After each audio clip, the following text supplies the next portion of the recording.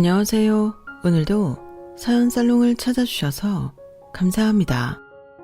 사연살롱 이야기들을 들으면 다 내 이야기 같아요. 삶의 희노애락이 단어가 있잖아요. 그래서 이곳에 제가 겪은 인생 이야기를 풀어내면 수십 년 동안 품어왔던 제 가슴의 하늘 조금이나마 덜어낼 수 있을 것 같아 용기 내 사연 보내봅니다. 요즘은 이혼이 참 흔하고 재혼도 많이들 하죠. 그런 TV 프로그램들도 많고요. 나쁘지 않은 현상이라고 봐요. 안 그래도 오지랖 넓은 우리나라에서 남 눈치 안 보고 자기 삶의 만족을 찾아가는 게 참 좋잖아요. 하지만 재혼 고려할 때 가장 걸리는 부분이 있죠. 바로 아이들이죠. 아이들 때문에 재혼은 생각하고 또 생각해서 정말 신중히 결정해야 하는 것 같아요. 재혼할 사람이 내 아이를 정말 친자식처럼 잘 보듬어 줄 수 있는 사람인지 눈 크게 뜨고 살펴봐야죠. 그런 면에서 저희 아버지는 너무 쉽게 이혼하고 아무나 하고 재혼하신 것 같아요. 제가 그 계모 때문에 당한 서름을 생각하면 아직도 마음이 미어진답니다. 그래서 전 배우자 조건이 이혼 절대 안 할 사람이었어요. 다행히 착한 남편과 아이 낳고 알콩달콩 잘 살고 있네요. 평생 이 마음 변치 않도록 노력하면서 살아야겠죠. 사필 귀정이란 말이 맞는 건지 하여튼 그 악독한 계모는 현재 인생의 나락으로 빠지고 말았어요. 제가 복수의 칼날을 갈고 닦아 계모를 끌어내리려고 한 것도 있지만 우리 아버지가 돌아가신 후 지팔자 지가 꾼 것도 있더군요. 완전히 개막장 인간인 저희 계모가 대체 어떤 여편네인지 궁금하시죠? 지금부터 한 편의 드라마 같은 저와 계모의 역사를 풀어놔 볼게요. 거의 인간답지 못한 생활을 하고 있는 현재 계모의 상황까지 말이죠. 지금부터 시작할게요. 드디어 50억 부자가 되었다, 수연아. 우리 가족 재산이 내가 원하던 50억으로 불어났어. 내 재테크 수완 죽이지? 지금부터 30여 년 전 50억 재산을 달성하셨다고 하니 현 시세로 따지면 꽤 많은 돈이죠. 아마 몇백억 가치일 거예요. 아빠는 왠지 모르지만 젊은 시절부터 꼭 50억을 모으고 싶다고 농담처럼 말씀하시곤 했어요. 어린 저였지만 저와 엄마는 아빠의 말씀에 코웃음 치곤 했죠. 여보, 50억이 어디 개 이름이야? 5억도 없는 우리가 무슨 수로 50억을 모아요, 참. 수연엄마, 두고 봐. 내가 꼭 50억 모으고 죽을 거야. 이 박지철이 사전에 불가능은 없다고. 저희 엄마 아빠는 둘 다 흙수저 집안에서 태어나 정말 가난하게 자랐어요. 시골 노지에서 마구잡이로 자란 과일이나 풀 등을 뜯어먹고 데쳐먹으며 굶주린 배를 그나마 채울 수 있었다고 하네요. 아빠는 도매시장에서 음식점에 물건 떼다주는 트럭 기사를 하셨고 엄만 식당 종업원으로 일하며 눈이 맞았어요. 두 분이 결혼할 때만 해도 돈이 너무 없어서 식도 못 올렸고 지금도 부모님 결혼식 사진 한 장 안 남아있네요. 하지만 생활력 강한 부모님은 외동딸인 절 낳고는 하나뿐인 딸에게 절대 가난을 대물림해주긴 싫다는 다짐을 했다고 해요. 절 할머니께 맡기고는 두 분이 합심하여 대출을 많이 끌어와 식당을 차렸고 그게 대박이 나버린 거죠. 아직도 우리 식당에서 밥 먹으려는 사람 줄이 끝도 없이 길었던 기억이 생생해요. 한정식 집이었는데 돈가스나 짜장면을 좋아하던 저는 왜 우리 엄마 아빠 가게가 인기가 많은지 당최 이해가 안 갔죠. 그때만 해도 카드보다 현금을 더 많이 쓰던 때라 마감하고 집에 들어오실 땐 현금이 가득 찬 상자를 두세 박스씩 들고 들어오셨어요. 한마디로 현금을 쓸어 모았던 거죠. 부동산에도 밝았던 아빠는 식당 종업원들을 많이 고용하자 운영을 거의 엄마에게 맡기고 서울 요지에 건물을 사고 파는 일을 몇 번 하시더니 몇 년 만에 50억을 뚝딱 만들어 오신 거였어요. 재테크의 귀재였죠. 하지만 어린 제가 느끼는 우리 가족의 분위기는 돈 없었던 시절이 훨씬 따뜻하고 좋았어요. 단칸방에서 엄마 아빠와 살부비며 하하호호 웃던 시절이 아직도 꿈같이 그리워요. 돈이 모이기 시작하자 욕심이 더 생겼던 아빠는 거의 재테크에 미쳐서 집에 잘 들어오지도 않더군요. 집에 몇 주에 한 번씩 들어왔던 아빠가 엄마를 바라보던 눈빛은 점점 싸늘해져만 갔어요. 두 분 사이가 안 좋아지시는 게 어린 저에게까지 느껴지더군요. 맨날 싸우기 일쑤였죠. 아니 수연 아빠, 지금 몇 주 만에 들어오는 거야. 맨날 서울 부동산 보러 다닌다는 핑계로 집엔 들어오지도 않네. 여기가 제주도야? 미국이야? 서울에서 고작 2시간 거리 경기도인데 이렇게까지 외박하는 이유가 뭐야? 당신 돈 불리는데 미쳤어? 나랑 수연이는 눈에 보이지도 않아 이제? 식당에서 버는 돈 미천 삼아 부동산 투자하면서 식당은 완전히 나한테 맡겨두고 나 몰라라야? 나도 식당에 24시간 종속된 삶이 아주 지긋지긋하다고. 내가 5억도 안 되는 돈을 50억으로 불렸는데 수고했다는 말을 못할 망정. 뭐? 지긋지긋하다고? 그래, 그럼 갈라서. 나도 더 이상 할매나 마찬가지인 당신이랑은 살기 싫어. 뭐? 이제 본색을 드러내는구만. 당신 내가 바보 천치인 줄 알아? 그동안 딴 년이랑 살림 차린 거 내가 모르고 있을 줄 알았지. 내가 흥신소 사람 붙여서 구린내 나는 당신 뒤 다 캐봤어. 무려 20살 어린 여자애랑 놀아나고 있더라. 당신 지금 제정신이야? 나 그 얘기 듣고 쓰러질 뻔했다고. 야, 이 미친 옆에 내가 이제 미행까지 해? 참네. 그래, 서울 가니까 이쁘고 쭉쭉 빵빵한 애들 널렸더라. 내가 강남 건물주라고 하니 줄줄 따르던데. 내가 40대 후반으로 안 보인대.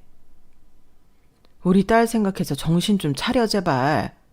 당신만 생각하면 요즘 스트레스 받아서 온몸이 뻣뻣하게 굳어버린다고. 당신이야말로 정신 차려. 당신한테 온갖 정이 다 떨어져 버린 현실을 직시하라고. 말이 나온 김에 그냥 마무리 지어야겠어. 나 그 여자한테 갈 거야. 저 식당이 노다지니까 당신이 식당 가져. 난 건물 가질게. 식당 운영하면 먹고 사는 건 문제 없겠지 뭐. 수연이는 딸이니까 엄마랑 지내는 게 더 편하겠지? 난 내 집만 간단히 챙겨서 떠날게.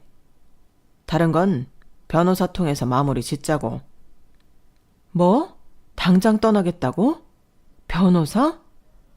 지금 나와 딸내미 버리고 진짜 이혼하겠다는 거야? 야, 이 미친놈아.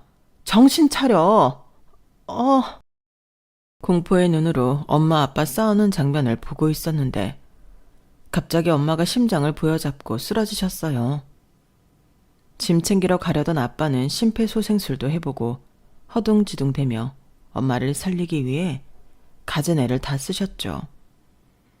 하지만 119에 실려간 엄마는 이미 사망하셨다는 판정을 받았고 그게 엄마의 마지막 모습, 음성일 줄은 꿈에도 몰랐어요. 장례식이 끝난 후 아빠는 선언했던 대로 그 20살 어리다는 여자를 집으로 데리고 오셨고 엄마의 사망신고와 함께 그 여자와 혼인신고를 이미 마쳤더군요. 모든 게 일사천리였죠. 전 엄마를 너무 허망하게 잃은 충격으로 실어증이 와서 말을 제대로 못하는 지경에 이르렀어요. 초등학생이던 제가 갑자기 말을 잘 못하게 된 거란 계모의 대답이 아직도 생생하네요. 너 초등학생이 말도 제대로 못하니? 어쩜 그래? 신기하다. 아, 해봐. 혀가 잘못된 거 아니야? 뭐, 난 오히려 편하네. 피도 안 섞인 남의 새끼를 보려니 배알이 꼴렸는데 앞으로 파출부 아줌마 쓸 거니까 그 아줌마랑만 손짓 발짓으로 소통해? 말도 못하는 게 나한테 뭐뭐 해달라 귀찮게 요구하지 말고. 알았지? 파출부 아줌마와 병원을 다니며 실어증을 열심히 치료한 결과 차차 나아지긴 했어요. 그런데 그 과정에서 전혀 도움을 안 준 계모와 아빠가 참 밉더군요. 우리 엄마가 너무 보고 싶었어요. 그렇게 문전성시를 이루던 식당은 주인이었던 엄마가 돌아가시고 계모한테 맡겨지자 제대로 운영될 턱이 없었죠. 점점 손님이 줄더니 딱 6개월 만에 폐업 수순을 밟게 되었어요.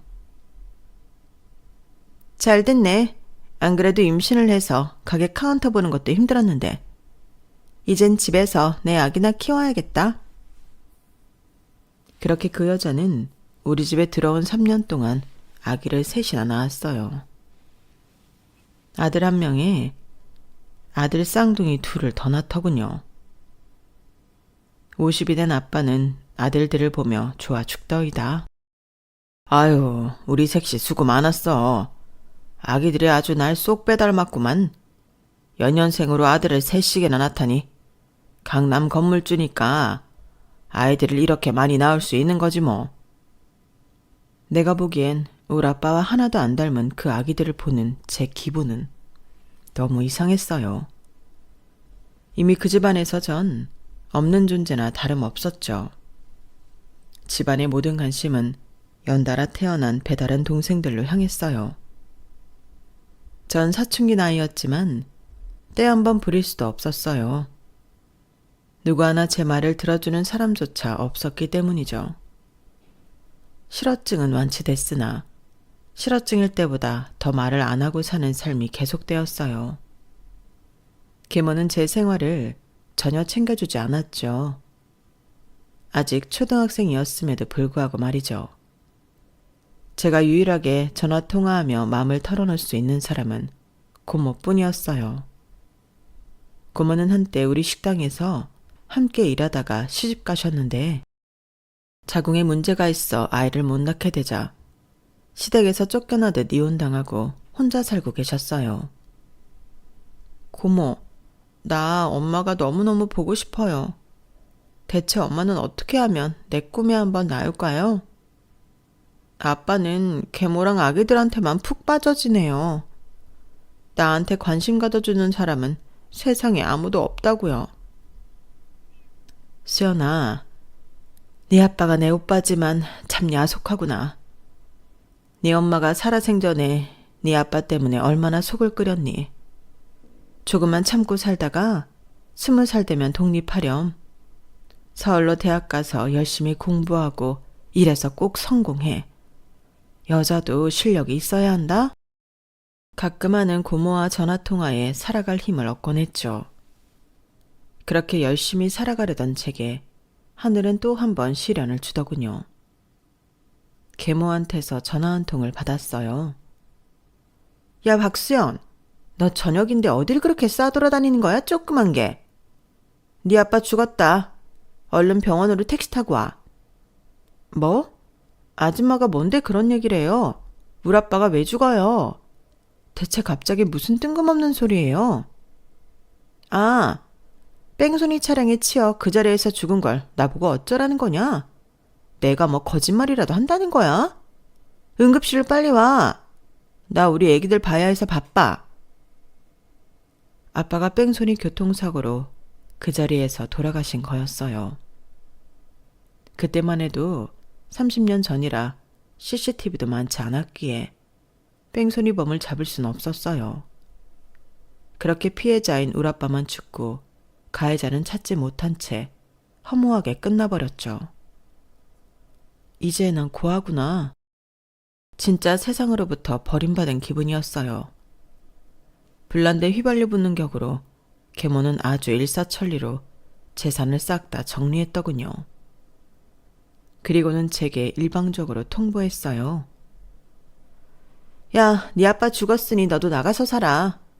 네 고모 시댁에서 소방받고 혼자 산다며. 너 고모랑 친하잖아. 그 집 가서 얹혀 살면 되겠네. 얼른 짐 싸. 11살의 어린 나이였지만 내 집에서 나보고 나가라고 하니 어이없었어요. 아줌마, 지금 어리다고 나 무시하는 거예요? 우리 아빠가 부자였는데 그 돈 다 아줌마가 빼앗고 나한테 그냥 짐 챙겨서 나가라는 게 말이 돼요? 그렇게 못해요. 조그만 게? 그렇게 못하면 어쩔 건데. 내가 이 집 와서 3년간 희생해서 너 키워준 게 어디야? 20살 많은 늑다리 아저씨한테 딸린 짐짝 같은 널 봐준 게 어디냐고. 그 보상으로 네 아빠 재산은 다 내 거야. 고모 집으로 얼른 나가버려. 눈을 부라리며 계모가 지르는 고성 탓에 어린 저는 좀 무섭기도 했어요. 조금만 더 컸으면 덤벼볼 만도 했을 텐데. 아니, 법적으로 유류분이라도 챙겼을 텐데. 그때 당시 11살이었던 전 너무 어렸죠. 그렇게 고모 집으로 향했고 20평짜리 아파트에서 고모와 함께 살았어요. 고모는 친엄마처럼 저를 하나부터 10까지 다 챙겨주셨죠. 내가 자궁이 약해 아이를 못 낳아서 이혼당한 한을 이제야 푸는구나. 우리 수연이가 내겐 딸이나 다름없어. 이제 고모한테 다 의지하고 살아. 내가 식당에서 버는 돈은 다 너한테 쏟아부을 거야. 넌 이제부터 내 삶의 이유야. 고모는 조그만 식당을 운영하셨고 저희 부모님을 도와 한정식집에서 배운 노하우를 잘 녹여 식당 매출도 꽤 괜찮았죠. 고모는 손재주가 좋았어요. 피부가 엄청 예민하고 약했기에 화장품을 다 만들어 쓰셨는데 그 과정이 제 눈엔 참 재미나게 보였어요. 실제로 제 화장품도 고모가 직접 만들어 주셨는데 피부가 한 톤 밝아지며 촉촉하고 너무 좋더라고요. 고모, 레몬 넣은 이 화장품 너무 좋은데요? 우리 이거 갖고 나중에 사업 한번 해볼까요? 너도 네 아빠 닮아서 돈 버는데 관심이 많구나. 고모는 음식 장사밖에 안 해봐서 화장품 제조업을 하기엔 겁이 나는데. 에이, 고모, 내가 살아보니 인생은 뭐 아니면 도예요. 어차피 가진 것 없어서 잃을 것도 없는 인생 한번 덤벼보는 거예요. 실제로 엄마 아빠 그리고 계모에 의해 재산까지 다 뺏기고 나니 더 이상 두려울 게 없었어요. 아빠 성격을 닮긴 했는지 추진력과 돈 불리는 재주는 좀 있었던 것 같아요. 20살 대학교 1학년이던 저는 그 길로 화장품 창업에 대해 이리저리 알아봤고 바로 추진했어요. 그때만 해도 유튜브나 인스타그램이 활성화되지 않았던 시절이었기에 홍보는 블로그 등을 통해서 할 수밖에 없었죠. 고모가 적극적으로 밀어줬기에 가능했어요. 고모는 그때까지 번 돈을 모조리 저희 창업에 쏟아 부어줬어요. 몇 억이라는 거금이었죠. 고모, 자금 대줘서 고마워요. 진짜 열심히 한번 해볼게요. 고마워할 거 없어.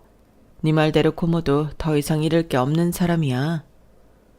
넌 내 딸이나 마찬가지니 내 인생의 전부고 말야. 꼭 성공해 수연아. 하지만 대학은 꼭 마쳐야 한다. 그리고 한 가지, 만약 수익이 나게 되면 고모 이름으로 챙겨줄 생각 말고 다 네 명의로 재테크해서 잘 불려봐. 얼마 전에 아주 용한 무당한테서 전 봤는데 난 단명할 운이고 넌 승승장구할 운이란다. 고모가 제대로 밀어줄게. 고모한테 무슨 그런 걸 믿냐고 다 미신이라고 타박했어요. 고모까지 돌아가시면 난 도저히 살아갈 힘이 없을 것만 같았거든요. 그런데 그 용하다는 무당의 말이 현실로 벌어지고 말았죠. 멀쩡하던 고모가 췌장암 3기에 걸렸다더군요. 고모로부터 그 말만 듣고도 너무 무서워 사지가 떨렸어요. 고모, 대체 그게 무슨 말이에요? 왜 이제 50살 먹은 고모가 몹쓸 암에 걸려요? 병원에서 지금까지 건강검진하면서도 그런 말 없었잖아요. 그놈의 돌팔이 의사들 싹 다 고소해버려요. 왜 우리 고모가 죽는다는 거예요? 그럼 난 어떻게 살라고요? 수연아, 고모가 살아보니 내 힘으로 어찌할 수 없는 건 그냥 받아들여야 하는 게 순리더라. 그 무당이 진짜 용했나 봐.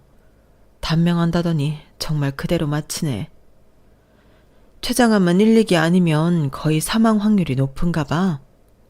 원래 몸도 약한 내가 어찌 암을 이기겠니? 다른 건 고모도 다 받아들이겠는데 우리 수연이가 어찌 혼자서 살아갈지 너무 걱정이네.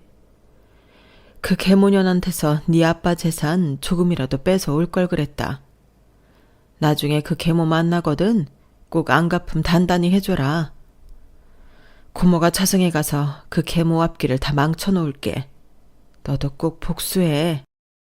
다 알겠으니 고모 제발 죽지만 말아줘요.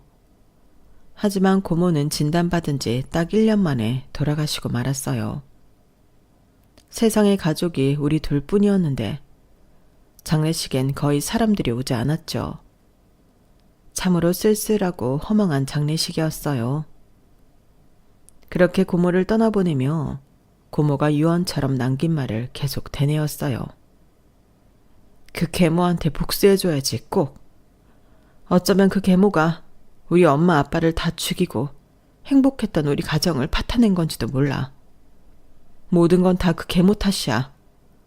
반드시 되갚아줄 거야. 다짐하고 또 다짐했죠. 그러기 위해선 일단 제가 힘을 키워야 했어요. 자본주의 사회에서 힘은 곧 돈이었죠.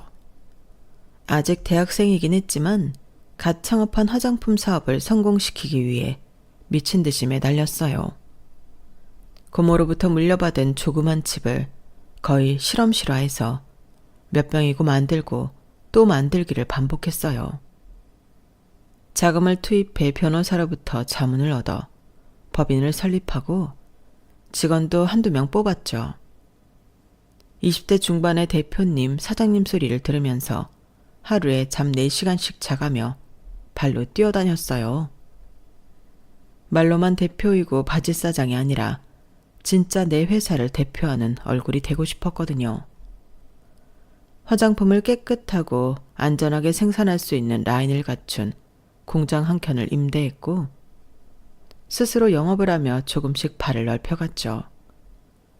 PPT를 제작해서 중소 중견기업들에 저희 제품을 홍보했어요. 2-3시간씩 열변을 토하며 직접 발표하기를 수십 번 했죠. 그날도 대기업에 직접 화장품을 공급하는 중견기업과 미팅을 하는 날이었어요. 중견기업 대표가 저의 브리핑을 다 듣더니 깜짝 놀랄 만한 제안을 하더군요. 인상 깊네요. 연약한 피부를 가졌던 고모님 얘기까지. 제품 홍보가 아니라 한편의 영화를 보는 것 같았어요. 전부터 미팅 잡고 싶었는데 이제야 뵙네요. 전 이 회사 대표 서민수입니다.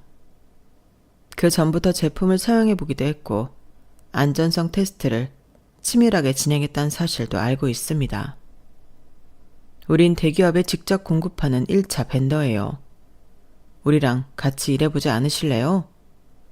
지금 생산하는 환경보다 훨씬 나은 라인을 제공해드릴 수 있으니 와서 화장품을 마음껏 만들어보세요. 우선 기초부터 시작해서 반응이 좋으면 색조까지 진행해볼게요. 기초는 대기업 브랜드 붙여서 나갈 테지만 색조나 클렌징 제품들은 요즘 중소 브랜드도 마케팅만 잘하면 굉장히 핫합니다. 중국을 비롯한 동남아권에서도 K-뷰티에 미쳐 있거든요. 박수연 사장님이라면 믿음이 갑니다. 꿈인가 생시인가 싶었어요. 대기업 1차 벤더면 엄청나게 큰 회사인데 그 회사 대표님이 직접 우리 회사에 와서 꿈을 펼쳐보라니 지난 몇 년간 고생한 보람이 이제서야 오나 싶었죠. 전 그 대표라는 사람한테 90도로 인사하며 감사하단 말을 골백 번은 한 것 같아요. 제가 창업한 조그만 회사는 대기업 1차 벤더에 흡수되었고 그 후로 저의 열정과 큰 회사의 자본이 만나 일은 일사천리로 진행되었어요. 계모에 대한 복수는 일단 뒤로 한 채 그땐 돈에 미쳐 있었던 것 같아요. 그렇게 화장품에 미쳐서 산 지 한 5년쯤 되자 제겐 무려 20억이라는 돈이 모여 있더군요. 딱 두 가지의 모순적인 감정이 들었어요. 엄청난 돈이 모였구나라는 생각과 동시에 복수를 하기엔 아직 부족하다란 감정이었죠. 더 달려야겠다. 제 자신에게 채찍질했어요. 그러던 어느 날 지난 5년간 저에게 물심양면 지원해준 든든한 파트너이자 1차 벤더 대표님이 저녁 한 끼 하자고 하더군요. 업무 회의인 줄 알고 살짝 긴장한 채 자리에 나갔죠. 다른 직원분들은 좀 늦게 오나 봐요. 비서님도 안 보이시네요. 오늘은 수연 씨와 단둘이 식사하고 싶었어요. 그래도 되죠? 지난 5년간 묵묵히 바라만 봐왔는데 이젠 좀 표현하고 싶어서요. 전 속으로 별별 생각이 다 들더군요. 이제 좀 성공할 만하니까 날 회사에서 내치려는 건가? 나 잘리는 거야? 대체 뭘 표현한다는 거지? 그때부터 떨리기 시작하더군요. 아, 제가 업무하는 데 있어 뭐 부족한 게 보이셨나요? 가감 없이 말씀해 주셔도 됩니다. 고치겠습니다. 맞아요. 고쳐주세요. 절 대하는 태도를 완전히 바꿔주셨으면 좋겠어요. 아주 솔직하고 담백하게 말할게요. 난 수연 씨보다 10살 많은 40대 노땅이고 한 번 이혼한 경력이 있는 돌싱인 거 아시죠? 아, 참고로 아이는 없어요. 20대에 결혼했었고 이혼까지 했으니 벌써 근 20년이 다 돼가네요. 한참 외로울 찰나에 수연 씨가 눈에 띄었어요. 처음 볼 때부터 내 여자라고 생각했어요. 수연 씨가 절 상사로서 매우 어렵게 대하는 건 알고 있지만 이젠 좀 만만하게 봐주면 안 될까요? 남자로서 말이죠. 우리 지난 5년간 밤낮으로 일하면서 서로 성격 파악은 끝났잖아요. 어때요, 저? 이젠 날 남자로 받아들여줄 수 있을까요? 전 너무 놀라서 아무 말도 할 수 없었어요. 대표님이 그런 마음을 품고 계실 줄은 꿈에도 몰랐거든요. 그때부터 다른 의미로 가슴이 터질 듯이 쿵쾅대더군요. 잠깐의 정적 후 그냥 아무 말 없이 서로 쳐다보며 웃었어요. 그리고 테이블 위로 서로 손을 잡았죠. 그게 우리 커플의 시작이었네요. 5년을 함께 일하며 괜찮은 인격의 대표님이라는 건 알고 있었지만 사적인 대화는 안 했기에 당연히 결혼한 유부남인 줄 알았고 이성적인 느낌은 전혀 갖지 않았는데 참 뜬금없는 고백이었어요. 마음속으론 내심 기쁘기도 했고요. 진짜 진국인 남자였거든요. 우리가 커플이 되고 제가 처음 들었던 생각이 뭔 줄 아세요? 이 사람은 죽지 않겠지? 내 곁을 떠나지 않겠지 였어요. 지금껏 내 가족들이 다 죽어서 떠나버렸으니 내겐 헤어짐과 이별이 트라우마로 남아있었거든요. 서로의 마음을 확인하고 사랑에 빠진 우리는 결혼 이야기가 나오기까지 그리 오래 걸리지 않았어요. 결혼 얘기가 나오자마자 그는 비행기표를 건네며 미국에 계신 본인 부모님을 함께 만나 뵙고 오자고 하더군요. 그리고 찾아간 예비시댁은 입이 떡 벌어지는 대저택이었어요. 미국에 대해선 잘 몰랐지만 나중에 알고 보니 헐리우드 유명 배우들도 살고 있다는 부촌 중의 부촌이더군요. 회사 대표이기에 막연히 잘 살겠지라고만 생각했던 전 깜짝 놀랐어요. 더욱 놀란 건 예비 시부모님들의 인성이었어요. 부족하고 모자란 절 진심으로 반겨주시더군요. 우리 며느리 반가워요. 이 머나먼 미국 땅까지 오느라 정말 수고가 많았어요. 보시다시피 이 집엔 사는 사람보다 일하는 사람이 더 많으니 아무것도 할 것 없이 집 구경이나 하고 근처 여행이나 하며 쉬다가 가요. 내 소망이 뭐였는 줄 알아요?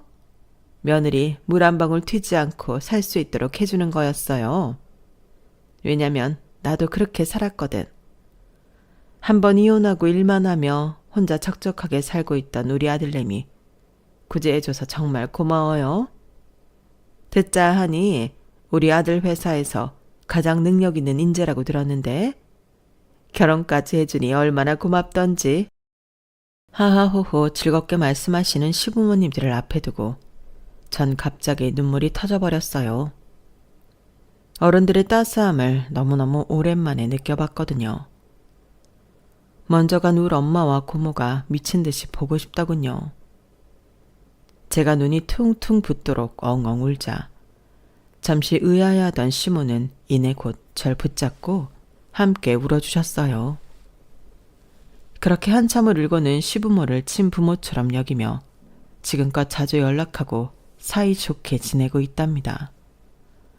부모복은 없던 저희지만 제 사주에 시부모와 남편복은 있었나 봅니다. 담백한 성격의 남친과 전 혼인신고만 한 채 직원들과 저녁 식사를 하며 결혼식을 대신했어요. 화려한 호텔 결혼식 따윈 우리와 어울리지 않았죠. 그렇게 유부녀로서 다시 일상이 시작되고 나의 능력과 소박한 재력에 금수저인 남편의 재력이 더해지자 계모에게 복수하고 싶다는 생각이 다시금 들더군요. 전 수소문 끝에 사설탐정을 찾아갔어요. 예전엔 흥신소였지만 요즘엔 자격증을 소지한 사설탐정들이 요청한 일들을 끝내주게 잘 처리한다더군요. 전 웃돈을 줘가면서까지 아주 구체적으로 요구했어요. 내 아버지 돈을 다 뺏어간 채 어린 나를 버린 계모를 꼭 찾아주시고 현재 가족 상황이며 재정 상황이 어떻게 되는지 낱낱이 알아와 주세요. 뭐든요. 한 달 뒤 사설탐정들이 캐낸 정보들을 가지고 계모가 현 남편과 공동 명의로 갖고 있다던 건물로 무작정 찾아갔어요. 그리고는 근처 부동산을 들어갔죠. 웬 뚱땡이 할배 둘이 희희낙낙대며 낮술을 하며 장기를 두고 있더이다. 저 1층에 햄버거집 있는 건물 제가 사고 싶은데요. 중개해 주실 수 있을까요? 공인중개사가 아닌 그냥 손님으로 보이던 대머리 뚱땡이 할배가 나를 빤히 쳐다보며 한마디 하더군요. 저거? 내 마누라랑 공동으로 소유한 건물인데 나 저거 부동산에 내놓은 적 없는데 무작정 팔으라고? 낯술 냄새를 풍풍 풍기던 그 할배가 바로 계모의 새 남편이었어요. 아, 그러셨군요, 사장님. 와이프분이랑 공동명의셨어요? 저 건물이 탐나서 그런데 저한테 꼭 좀 파실 수 없을까요? 언제 사신 거예요? 다행히 그 할배는 팔랑귀에 자기 과거 얘기하기 좋아하는 떠벌이었어요. 건물을 사게 된 경위와 그 계모에 대해 좀 더 알고 싶어서 살살 구슬리니 줄줄이 다 말하더군요. 남한테 발설해선 안 될 TMI까지 말이죠. 그 할배의 말에 너무 놀랐어요. 내 마누라는 지금 정신병원에 있지. 옛날에 젊었을 때야 미인이었지만 이제 늑다리라. 다른 젊은 여자들이 눈에 자꾸 들어오는데 당최 이혼을 안 해주는 거야. 그래서 내가 새 아들들이랑 짜고 그 옆에 애를 정신병원에 넣어버렸지. 곧 명의도 다 내 거로 가져올 심산이야. 내가 그 옆에 애랑 어떻게 결혼하게 됐는지, 이 건물을 어떻게 공동명의로 하게 됐는지 말해줄까? 이거 완전히 대하 드라마로 제작해도 될 만큼 스펙타클한 이야기라고. 내 옆에 내가 미스 시절에 어느 부동산 부자인 유부남을 꼬셔서 정실 부인 자리를 꿰찬 거야. 원래 와이프는 심장마비로 그 자리에서 죽었대나 뭐래나. 여튼 정실 부인으로 들어갔지만 몰래 나랑 계속 만나던 사이였거든. 당연히 그 아들들은 다 내 씨앗이었지 뭐. 아마 그 유부남은 끝까지 셋 다 자기 아들들인 줄 알면서 죽었을 거야. 아 글쎄 딱 3년 후에 고맙게도 뺑소니 차량이 그 아재를 탁 치워줬지 뭐야. 우리 마누라가 원래 있던 딸내미 목까지 재산을 다 뺏어오고 귀찮던 딸을 내쫓아버렸다지 뭐야. 난 손 안 대고 코 풀었지 뭐. 그 집에 꽁으로 입성해서 유부남이 남긴 재산 다 나랑 공동명의로 하고 여지껏 떵떵거리며 잘 살았지.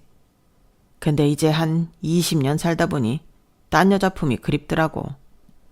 난 부자가 되었으니 술집만 가도 얼마나 인기가 좋은 줄 알아? 김 사장, 자네가 똑똑히 봤지? 내 인기? 그 노인네의 이야기 속 딸내미 인천은 피가 거꾸로 솟는 기분이었어요.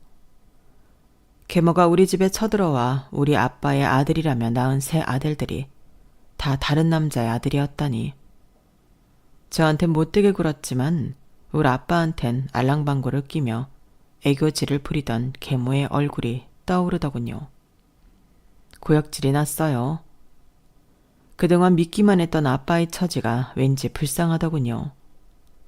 그러한 계모가 지금은 자기 가족들에 의해서 정신병원에 감금돼 있다니 지팔자 지가 꾼 거라고 느껴졌어요.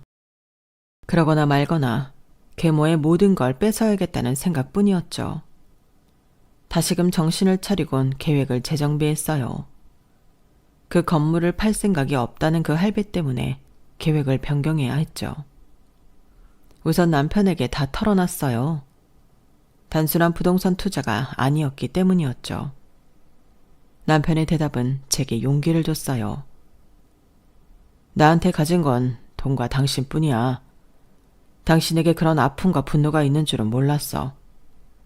허투루 쓰겠다는 것도 아니고 강남 요지의 빌딩을 사드리겠다는 건데 아예 우리 법인 업종에 부동산 투자업을 추가로 본격적으로 뛰어들지 뭐. 내가 뒤에서 든든히 도와줄게. 걱정 마. 천군만마 같은 남편의 지원 덕분에 전 계획을 차분히 실현해 나갔어요. 우선 계모가 공동명의로 갖고 있다던 빌딩에 주위의 빌딩들을 하나씩 사모으기 시작했어요. 시세보다 높게 쳐준다고 하니 안 판다고 하는 건물주는 다행히 없었어요. 그때가 한창 부동산 불경기여서 그랬나 봐요. 그리고 난 후 계모 건물에 입점해 있는 상점들과 아주 비슷한 가게들로 채워 넣었죠. 점주들에겐 제가 사비를 들여 경영 컨설턴트까지 붙여주며 장사가 잘 될 수밖에 없게 유도했죠. 마케팅까지 활발히 해주면서 말이죠. 그러자 몇 달 만에 계모의 낡은 건물에 입점해 있던 가게들은 줄폐업을 하게 되고 공실이 뻥뻥 나기 시작합니다. 맨날 낮술만 처먹으며 근처 공인중개사 사무실에서 놀고 자빠져 있던 계모의 현 남편은 자기 명의로 전부 빼돌리려던 건물의 임차인들이 거의 다 빠져나가자 급하게 매물로 내놓더군요. 옳았구나 하고 저와 남편은 공동명의로 그 건물을 아주 헐값에 사들일 수 있었죠. 계모의 현 남편과 매매 계약을 하면서 슬쩍 물어봤어요. 계모가 현재 어느 정신병원에 있는지를요. 아내분은 언제까지 정신병원에 가둬둘 거예요? 정신도 멀쩡하다면서요. 그 옆엔 내가 진짜로 미쳐서 이혼해 줄 때까지. 일단 이 매매 대금은 나랑 우리 세 아들들이랑 다 나눠 가져야지. 새 아드님들은 엄마 안 보고 싶대요? 내가 돈줄을 쥐고 있는 것 같으니 우리 아들들도 지엄마 찾지도 않아. 손수 지네들 손으로 지엄마를 정신병원에 모셔다 드렸다니까. 그렇지 않으면 내가 상속 한 푼도 안 주겠다고 했거든. 또 손 안 대고 코풍격이지 뭐. 계모가 악마인 줄 알았는데 더 악마는 따로 있었어요. 눈 하나 깜짝 안 하고 이런 얘기를 남인 우리한테 다 털어놓을 수 있는지. 아무리 술에 쪄든 알코올 중독자 할배라 할지라도 무서울 지경이었죠. 공인중개사로부터 듣자 하니 그 할배는 그 돈 갖고 술집 다니며 젊은 여자들이랑 희희낙낙하며 잘 살고 있다더군요. 그 아들들도 그에게 매매 대금을 나눠서 미국과 영국 등으로 이민을 가버렸다고 하더라고요. 이 모든 시드머니가 바로 우리 아버지 재산이었다는 사실이 참 소름 끼치더라고요. 바보 같은 우리 아빠 어쩌자고 이런 족속들과 엮인 여인네를 선택했는지. 자, 이제 저의 마지막 미션이 남았어요. 남편과 함께 계모가 감금돼 있다던 정신병원으로 향했죠. 가슴이 두근두근 긴장되더군요. 그 여자를 만나면 바로 얼굴에 침이라도 뱉어주려고 했죠. 하지만 40kg도 안 나갈 것 같이 피골이 상접해서 눈이 퀭한 계모를 20년 만에 마주하니 진짜 젊었을 적 반반했던 외모의 계모가 맞나 의심스러울 정도였어요. 날 알아보겠어요? 네가 여기 어쩐 일이야? 자식이 찾아왔다고 해서 우리 아들들이 면회 온 줄 알았는데. 너 박수연 맞지? 내 전남편 외동딸 말이야. 정신병원에 감금됐다고 해서 다 미친 건 아니군요. 당신 남편이 그 건물 나한테 팔고 그 돈으로 강남 유흥업소 돌아다니며 여자 끼고 밤새 술 처먹는 건 알고 있어요. 그리고 당신이 그토록 기다리던 아들 셋은 미국과 영국으로 이민 가버린 건 알아요? 멍청한 노인네 같으니라고. 심지어 우리 아빠와 결혼할 때 낳은 그 아들들은 셋 다 우리 아빠 친자식이 아니라며? 당신은 우리 가정을 파탄낸 주범이야. 지금 정신병원에 갇혀서 불쌍한 척 하지 말어. 천벌을 받아도 싼 마귀 할멈 같으니라고. 내 아들들이 다 이민 가버렸다고? 진짜 날 이런 곳에 방치해두고 말이야? 내 아들들아, 인간의 탈을 쓰고 어찌 그럴 수 있단 말이냐. 내가 너희를 어떻게 키웠는데. 참네. 그거 알아? 나도 우리 엄마 아빠의 귀한 자식이었어. 우리 고모의 귀한 조카이기도 했다고. 젊은 시절 그 반반한 쌍판떼기로 우리 아빠를 유혹해서 가정을 파탄낸 미친년아. 죽는 날까지 정신병원에 갇혀서 진짜 미쳐버려라. 기어코 침을 뱉고 나왔네요. 그 여자에게 사자우를 내뱉으니 옛날 생각에 제 인생이 너무 불쌍하게 느껴졌거든요. 계모는 악독하게 굴었던 죄를 이제야 받고 있는 듯 했어요. 계모가 정신병원에서 진짜로 미치든지 제정신으로 죽을 때까지 갇혀있든지 내 알 바 아니었죠. 다리에 힘이 빠졌지만 남편과 함께 차까지 기어 들어가서는 엉엉 울었네요. 그렇게라도 풀어내지 않으면 진짜 저까지 미쳐버릴 것 같았거든요. 20년 동안 쌓아온 내 한을 조금이나마 푼 느낌이었어요. 그 과정에서 남편의 도움이 컸죠. 그 후로는 다시 일상으로 돌아왔어요. 그리고 몇 개월 후 기적처럼 아기 천사가 찾아오더군요. 현재 만삭의 몸으로 글을 쓰고 있네요.